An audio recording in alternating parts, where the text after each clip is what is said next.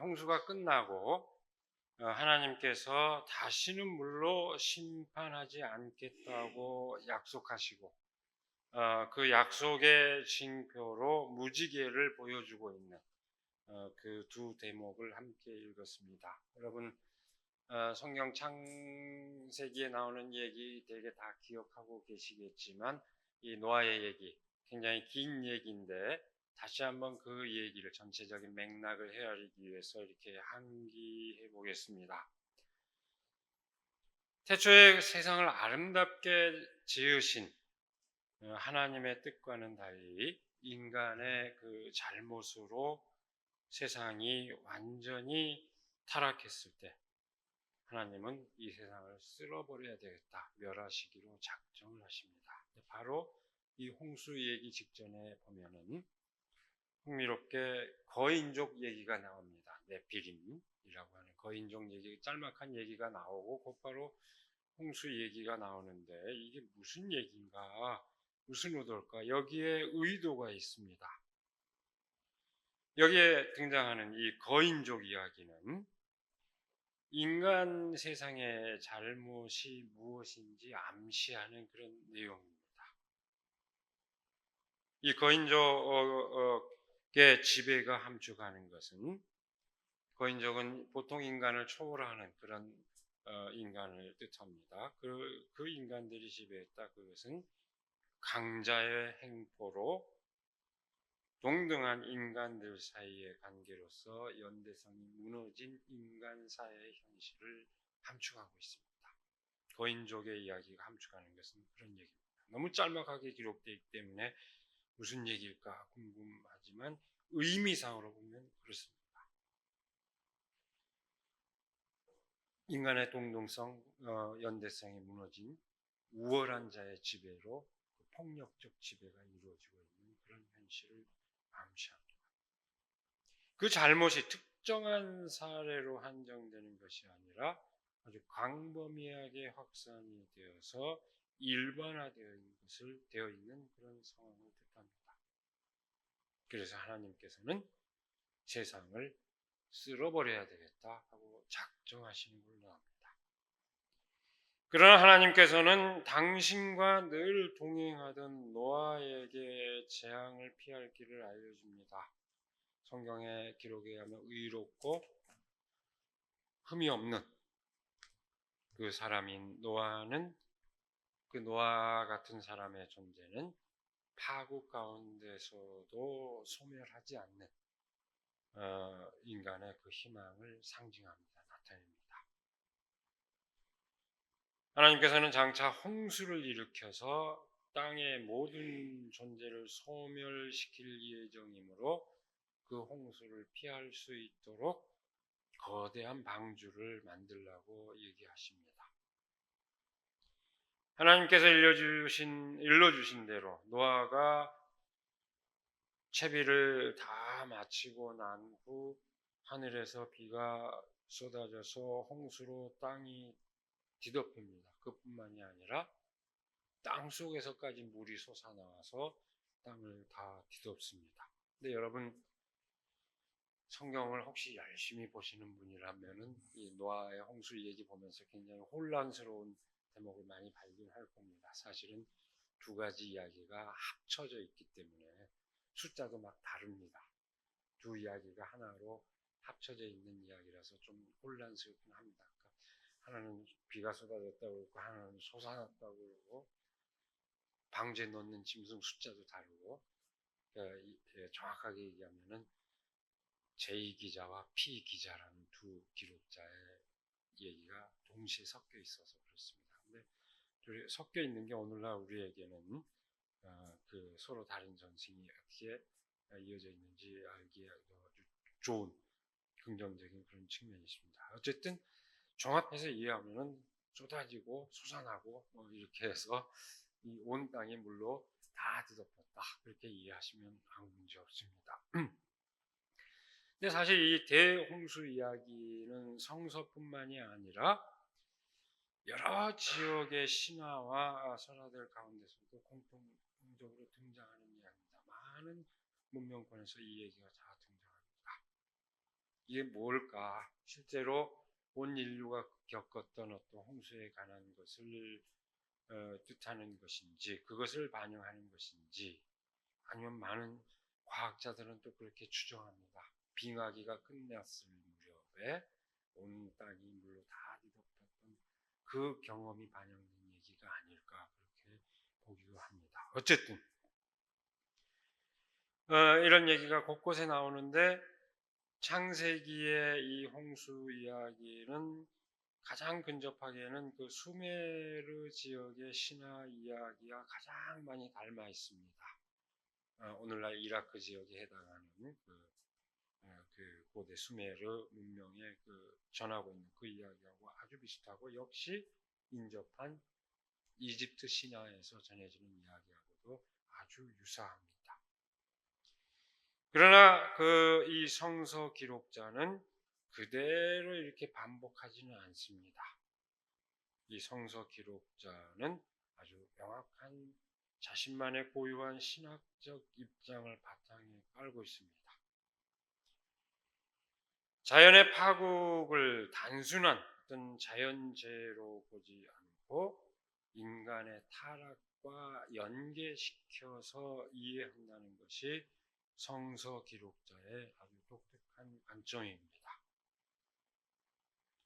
이런 인식이 종종 많은 경우에 오용되기도 하지만 인간 사회의 문제를 아주 심각하게 다루고 있는 성서적 통찰의 한 특성입니다. 오늘날에는 특히 기후위기 시대에는 인간이 얼마나 잘못했기 때문에 이런 일이 벌어지는가, 과학적으로도 이런 인식의 타당성, 개연성이 인정되고 있지 않습니까? 성서는 일관되게 그런 관점으로 기록을 하고 있습니다. 오늘 본문 말씀은 그 홍수의 재난이 끝나기 시작했다고 전합니다. 물이 점점 빠지면서 노아의 방주는 아라랏 산에 머물렀다고 전하고 있습니다. 오늘은 이 노아 얘기는 아주 고대적 그 이야기 형식을 갖고 있고 굉장히 많은 상징과 이야기거리들이 있어서 하나씩 가능한 한 제가 짚고 넘어가지 않을 수가 없는데요. 아주 열성적인 그 고고학자들은 이 아라랏 산이 어디일까 추적하는 그 발굴 작업을 시도하고 있습니다. 그래서 방대한 방주가 딱 놓였던 자리, 방주 흔적이 있는 산을 발견하기도 하고, 산 위에서 나무 조각을 발견하기도 하고, 여기가 아라랏 산이다 해서 아라랏 산이 굉장히 많습니다. 여러 개가 있습니다. 그러나 이제 정확하게 원문은 아라랏 산지로 돼 있고, 대개 오늘날 튀르키예의 그 아라랏 산악지대로 간주를 하고 있습니다. 아르메니아 산악지대, 튀르키예의 동북쪽이죠. 그러니까 대개 그쪽은 유명한 쿠르드족이 살고 있는, 가장 큰 민족이지만 독립된 나라를 갖지 못한 그 민족들이 살고 있는 3천만 이상이 살고 있는데 몇 개 나라로 터진 그 지역에 해당합니다. 근데 그 사실이 확인되어야, 아라랏 산이 딱 어디냐 확인되어야만 이 성경 말씀의 진정성이 보증되는 것은 아닙니다. 이 홍수 이야기의 진정성은 결국 파국에 이를 만큼 인류가 타락했다는 사실, 그러나 파국 이후에 새로운 역사가 시작되었다는 것을 전하는 데 있습니다. 이 이야기의 진실은 거기에 있습니다. 배가 머물자 노아는 새들을 날려보내서 물이 얼마나 빠졌는지 확인합니다. 먼저 까마귀를 날려보냅니다. 그러나 까마귀는 돌아오지 않았습니다. 다시 비둘기를 날려보냈는데 비둘기는 세 차례 역할을 수행합니다. 그 가운데 한 번 비둘기는 올리브 잎을 물고 돌아왔습니다. 마지막으로 보냈을 때는 더 이상 안 돌아오죠. 이미 새가 살아도 된다는 증거로 해석을 합니다. 오늘날 평화의 상징을 어떻게 그립니까? 올리브 잎을 문 비둘기로 묘사하고 있는 것도 다 여기에서 유래합니다. 근데 이 이야기 덕분에 까마귀는 망각이 돼 버렸어요. 그리고 또는 부정적인 표상으로 간주가 됩니다. 까마귀는 시체 파먹느라고 정신이 없었다. 근데 사실은 그렇지 않습니다. 더 깊은 인류 공통의 어떤 신화적 상징 구조를 들여다볼 것 같으면은 까마귀는 빛을 상징합니다.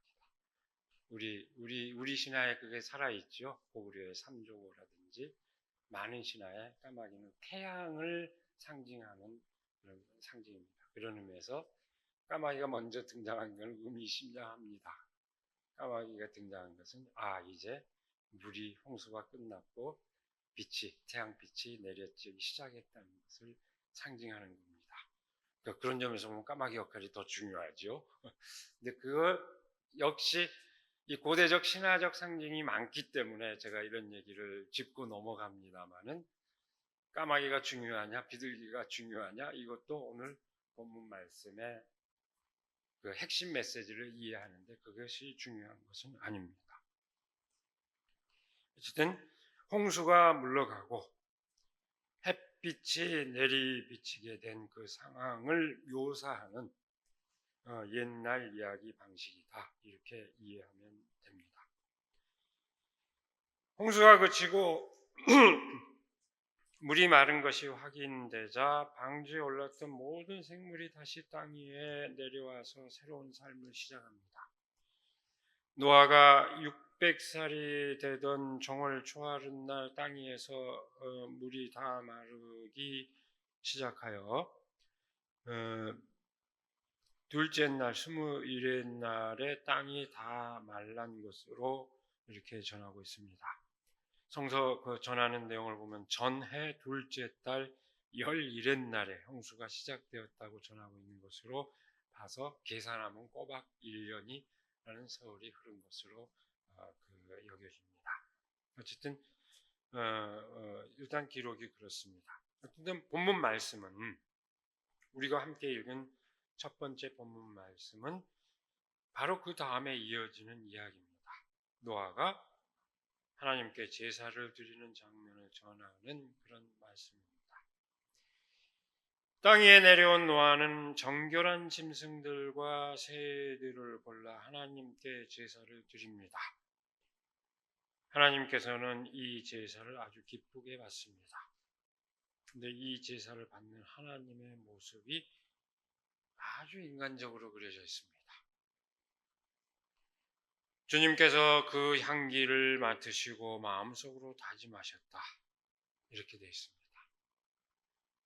제물을 받고 인간을 봐주기로 작정했다는 것처럼 보입니다. 그렇게 다짐한 내용 또한 흥미롭습니다.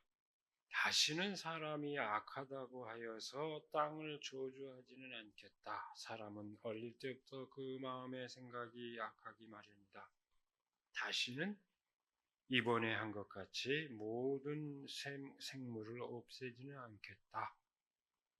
앞의 내용을 보면은 땅을 멸망시키기로 작정했던 그 이유가 된 바로 그 사실이 이번에는 거꾸로 땅을 멸망시키지 않겠다는 그 유예의 이유가 됩니다. 하나님께서 마치 인간이 드리는 제물과 그 정성 여하에 따라서 이랬다 저랬다 하시는 분처럼 언뜻 보면 이 대목만 보면 보일 수 있습니다. 많은 사람이 실제로 하나님을 믿을 때 그런 식으로 믿습니다. 아주 많이 회자되는 얘기 있죠. 어떤 사람이 천국에 갔더니 하나님께서 상자 하나를 딱 꺼내 보여주시면서 네가 기도하지 않아서 나한테 안 준 선물들이다. 왜 이것도 기도하지 않았느냐 이랬다는 그런 얘기 있지 않습니까? 그래서 다 기도할 때 이것도 구하고 다 구해라 하는 얘기 저한테 처음 듣나요? 그렇게 믿는 분들도 있습니다. 근데 정말 하나님이 그런 분일까요? 내가 구하지 않았다고 해서 안 주시고 구해야만 주는 그런 분이실까요? 그렇지 않습니다. 오늘 본문 말씀은 아주 흥미로운 사실을 전해주고 있습니다. 이랬다 저랬다 하는 것처럼 보이는 하나님의 태도 가운데서 우선 여러분 어떤 하나님이 연상됩니까? 사람은 어려서부터 악하기 마련이다. 이러니까 쓸어버려야겠다 했는데 사람은 어려서부터 악하기 마련이다. 그러니까 이제 쓸어버리지 말아야겠다. 이렇게 판단하시는 그 하나님의 모습을 보면서 어떤 생각이 듭니까? 고민하는 하나님. 하나님도 참 인간적입니다. 생각하시는 하나님, 그런 모습이 떠오릅니다. 네, 여러분, 이 이야기는 아주 중대한 신학적 사고의 전환을 함축합니다. 이 이야기는, 특히 이 노아 홍수 이야기는 아주 끊임없이 선악이 존재하는 인간사의 현실에 대한 성서 기록자의 통찰이, 깊은 통찰이 담겨 있습니다. 홍수로 악이 일소되었다고 생각했는데도 그 다음 역사적 현실은 어떻습니까? 악이 그치지 않고 계속되고 있습니다. 그런 현실을 성서 기록자가 관찰하는 건 그런 현실입니다. 그 현실을 두고 성서 기록자는 어떤 답변을 찾고 싶었을 것입니다.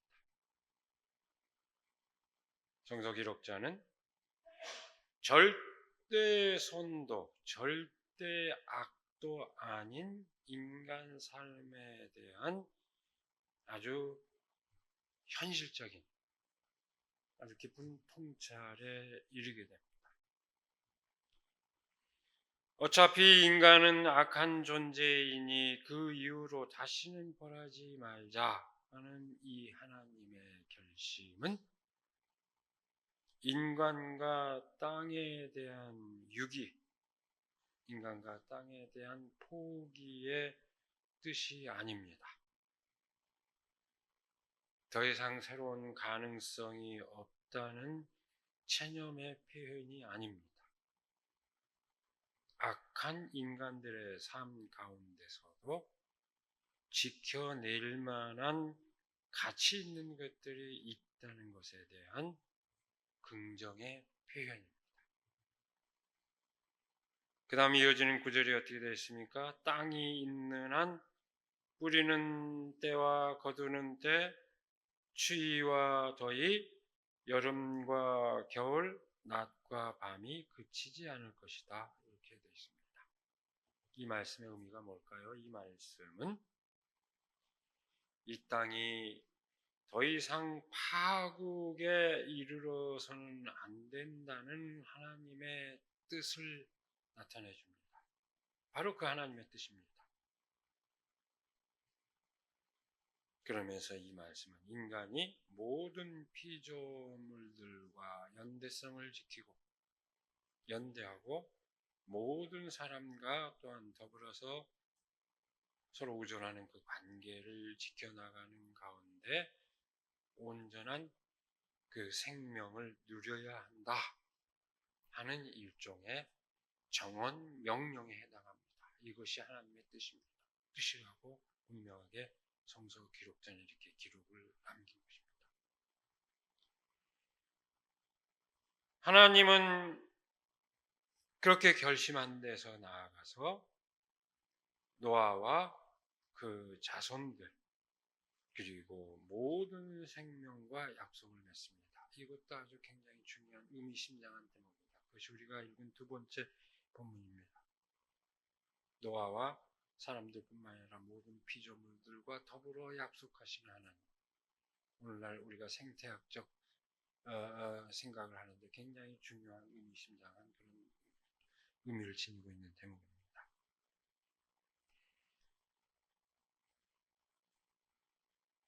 홍수가 끝나고 하나님께서 사람과 피조물 모두와 더불어 맺은 계약은 에덴 동산의 축복 이야기하고 아주 비슷하지만 조금 다릅니다. 명확하게 다른 점이 뭘까요? 에덴 동산에서는 식물을 먹거리로 허용했는데 노아 다음부터는 동물들도 먹거리로 허용하고 있습니다. 여기는 아주 현실적인 인간의 그 실존을 현실적으로 인정하는 그런 대목입니다. 그러나 동물을 식물로 삼더라도 그 생명에 대한 경외감, 그 동물을 먹을 거를 삼는 데는 아주 엄격한 제한이 가해져야 된다고 하는 것을 분명하게 얘기하고 있고, 사람의 생명, 하나님의 형상을 닮은 사람의 생명을 임의로 처분한 행위는 절대로 허용돼서는 안 된다고 하는 것을 아주 단호하게 얘기하고 있습니다. 그리고 하나님께서는 다시는 홍수로 땅을 파멸시키지 않을 것을 약속하면서 그 징표로 무지개를 보여주겠다는 이야기로 끝을 맺습니다. 이것도 굉장히 많은 상징이 있는데, 이 무지개는 그 모양 자체로 어떤 모양입니까? 뭐 7빛깔 무지개이기도 하지만 활 모양. 그 성서에 등장하는 그 상징적인 의미나 히브리 의미로 볼 때 이 무지개는 활을 그대로 나타냅니다. 활은 뭐죠? 전쟁 무기죠. 활을 딱 걸어놨던 얘기는 우리 더 이상 싸울 일 없습니다 하는 의미입니다. 무지개 모양은 그래서 이제 더 이상 어떤 파멸이 없이 폭력이 없는 세계를 상징하는 그런 의미로 이 무지개가 이 상징적인 표상으로 등장한 것입니다. 그 염원을 더 이상 파멸적 사태, 더 이상 폭력적 사태가 벌어지지 않기를 바라는 그 염원이 그 무지개를 두겠다고 하는 말씀 가운데 나타나 있습니다.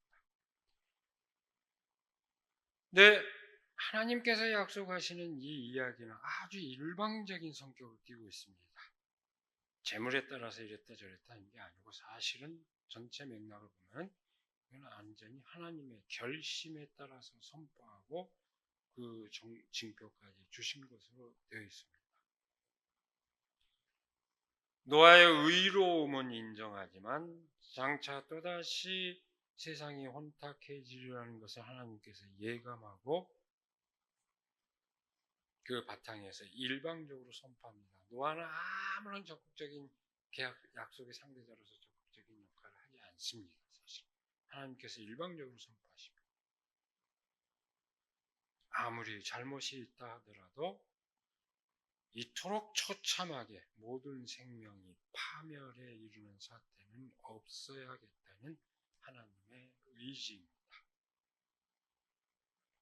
이 이야기는 인간이 자기 의에 따라 살아가는 것이 아니라 하나님의 은혜로 살아간다는 아주 고전적인 신학적 진실을 우리에게 일깨워줍니다. 또한 더불어서 인간 실존과 관련하여 아주 중요한 진실을 일깨워줍니다. 그것은 삶의 지속성, 역사의 지속성입니다.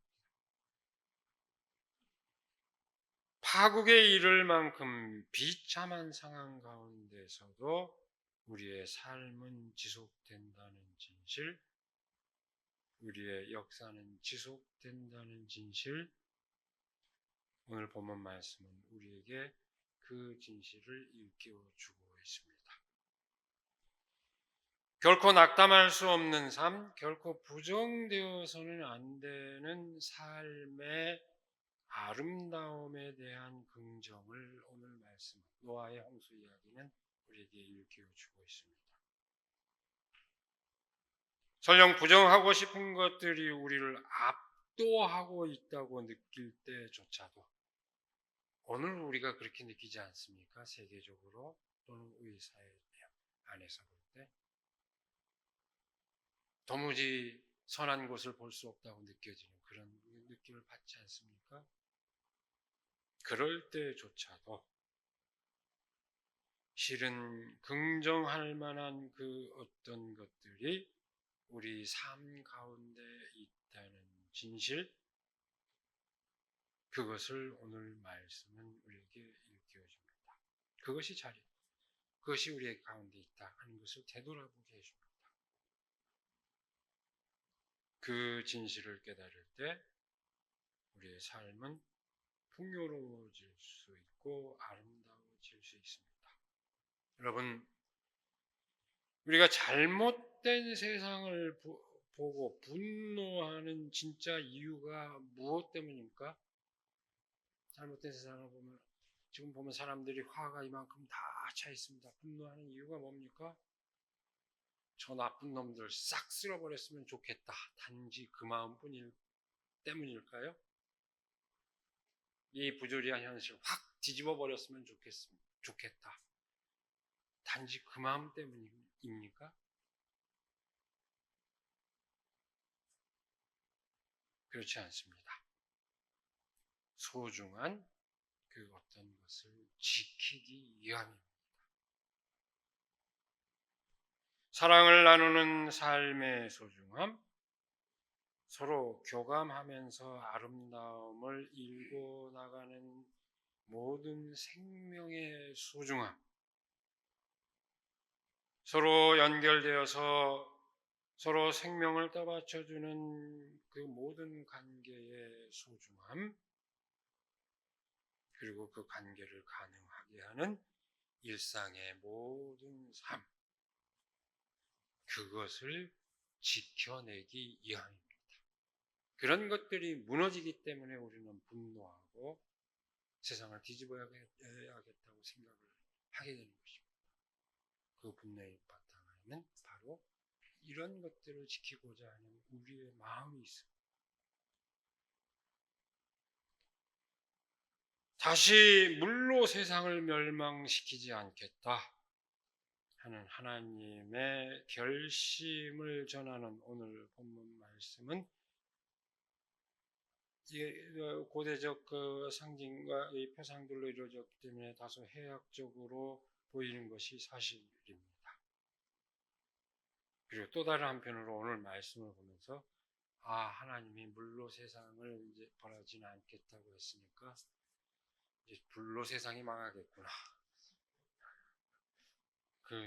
정말 우리가 웃고 있지만 진짜로 벌어질지도 모릅니다. 그런 일은 우리 지금 인류 문명을 볼 때 그렇게 자조적인 그런 평가, 현실로 벌어질지도 모릅니다.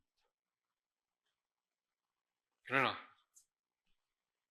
오늘 말씀의 진실은 인간이 직면한 파국의 상황 가운데서도 또는 한 사람이 직면한 어떤 그야말로 그 극한의 상황 가운데서도 삶을 가능하게 하는 그 어떤 희망이 있다는 것을 우리에게 일깨워주고 있습니다. 우리의 삶을 떠받쳐주는 그 무엇이 있다는 것을 일깨워주는 것입니다. 오늘 본문 말씀은 바로 그것을 하나님의 뜻으로, 하나님의 의지로 말하고 있는 것입니다. 그것을 체험하는 것은 각 사람에게 또는 각 시대의 국면마다 다를 수 있을 겁니다. 다를 수 있겠지만 인간에게 그 진실을 깨우칠 수 있는 지혜가 허락되었다는 것은 정말 다행입니다. 오늘 본문 말씀은 파국 가운데서도 포기할 수 없는 삶의 연대성과 지속성을 일깨워줍니다. 지난 주간에 우리가 깜짝 놀랄 소식을 접했죠. 작가 한강이 노벨 문학상을 수상하게 됐다는 놀라운 소식을 접했습니다. 노벨위원회는 그 문학 작품에 대해서 딱 한마디로 줄여요. 많은 여기 아주 심도 있는 평가를 했는데 한마디로 얘기해서 한강은 역사적 트라우마와 보이지 않는 규칙에 맞서고 모든 작품에서 인간 삶의 취약성을 폭로한다고 했습니다. 아주 기가 막힌 평가라고 생각합니다. 역사적 트라우마라고 합니까? 특히 한강이 잘 알죠. 우리 교우들도 책을 같이 읽었습니까? 제주 4.3을 다뤘죠. 광주 항쟁을 다뤘죠. 그것이 한국인들만의 상처가 아니고 모든 인간의 상처라고 하는 것을 드러내주습니다. 이 시간에 긴 얘기는 못합니다만은 제가 이 얘기는 한두 번 더 한 것 같습니다만 여러분 앞에서 한강은 자신의 대표적인 작품 가운데 하나인 소년이 온다, 광주항쟁을 다룬 소설이죠. 그 소설을 썼을 때 그 문제의식에 대해서 스스로 이렇게 말했습니다. 세상은 어쩌면 그렇게 폭력적이며 또한 어쩌면 그렇게 아름다울 수 있는가. 이게 그 문제의식이었다. 근데 사실은 그 작품을 쓸 때만이 아니라 일관된 이 물음은 정반대로 물을 수도 있을 겁니다. 어떻게 이렇게 아름다운 세상에 이렇게 처참한 폭력이 있을 수 있는가? 이 처참한 폭력 가운데 어떻게 아름다운 되돌아가면서 계속 물을 수 그것이 문학 작품을 썼던 문제의식의 바탕이라고 얘기를 합니다. 저는 그것이 오늘 노아 이야기가 지니는 그 문제의식과 그대로 상통한다고 생각합니다. 한 번은 하나님이 이 악하기 때문에 쓸어버려야 했던 악하기 때문에 이번엔 그만두겠다. 이걸 우리가 어떻게 이해할까? 이런 그 관계를 이 통찰하지 않고서는 이해할 수 없는 그런 얘기입니다. 이 한강의 그 문제의식과 이 홍수 이야기의 문제의식은 그런 점에서 아주 닮아 있습니다. 파국 가운데서도 파괴되지 않는 인간성, 우리가 희망을 갖고 살아가는 어떤 희망의 근거, 그것을 오늘 말씀은 작가 역시 그렇고 오늘 말씀 또한 그것을 일깨워주는 것입니다. 오늘 본문 말씀이 말하는 그 진실을 다시 새기는 가운데 고통스럽고 낙심할 수밖에 없는 현실 가운데서도 우리의 아름다운 삶을 지속할 수 있는 그 희망을 붙들고 나아가는 우리가 되기를 시간에 간절히 기원합니다. 기도하겠습니다. 하나님, 복된 날, 복된 시간을 허락하여 주셔서 말씀을 묵상하며 우리의 현실을 되돌아보고 우리의 삶을 되돌아보게 하여 주신 그 은혜를 감사합니다. 어쩌면 우리가 살아가고 있는 세상은 끊임없이 낙담하고 실망할 수밖에 없는 그런 현실이지만 그 가운데서 우리가 삶을 지속해야 하는 이유가 무엇인지 다시금 새기게 하여 주시는 그 은혜를 감사드립니다.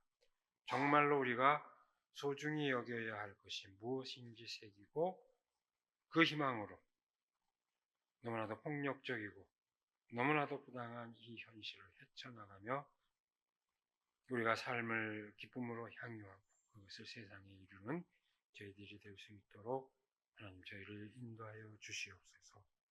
우리 주 예수 그리스도의 이름으로 기도드리옵나이다. 아멘.